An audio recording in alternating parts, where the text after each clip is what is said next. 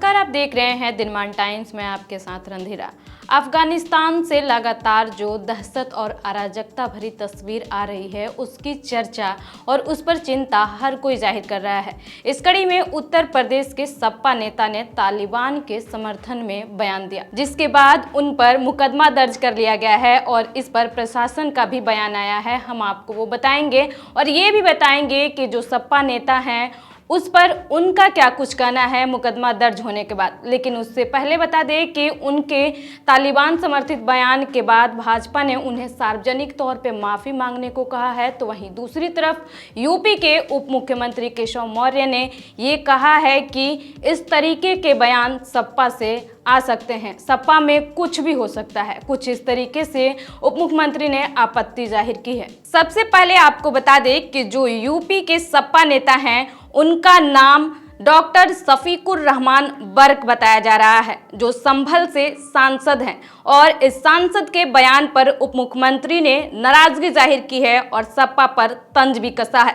हालांकि अब जो है उन पर केस दर्ज कर लिया गया है और खबर है कि भारतीय दंड संहिता या आईपीसी की धारा 153A 124A 295A के तहत यह मुकदमा दर्ज किया गया है। बर्क के बयान पर जो है अब कई एक तरह के चर्चे हो रहे हैं। हालांकि पूरे मामले पर संभल के एसपी चक्रेश मिश्रा ने कहा है कि आज जो संभल का कोतवाली थाना है उस मामले में केस दर्ज कर लिया है और 2 अन्य के खिलाफ अभियोग पंजीकृत किया गया है।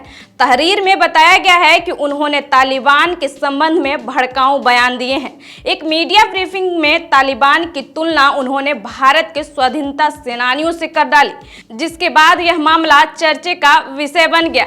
हालांकि अब जो है इस मामले में जो सपा नेता हैं उनका कहना है कि उन्होंने ऐसा नहीं किया है और अब जो है वो कह रहे हैं कि मैंने ऐसा कोई बयान नहीं दिया है, ये बिल्कुल गलत है। मैंने कहा था कि इस मुद्दे पर कुछ नहीं कह सकता हूं, उस मुल्क से या तालिबान से मेरा कोई संबंध नहीं है।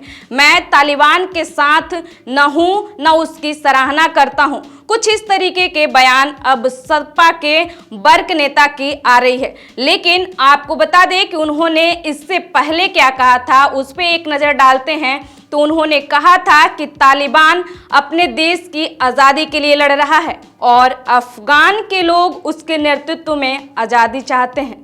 इतना ही नहीं, उन्होंने यह भी कहा था कि भारत ब्रिटिश शासन के अधीन था, तब हमारे देश की आज़ादी के लिए हजारों लोगों ने जंग लड़ी।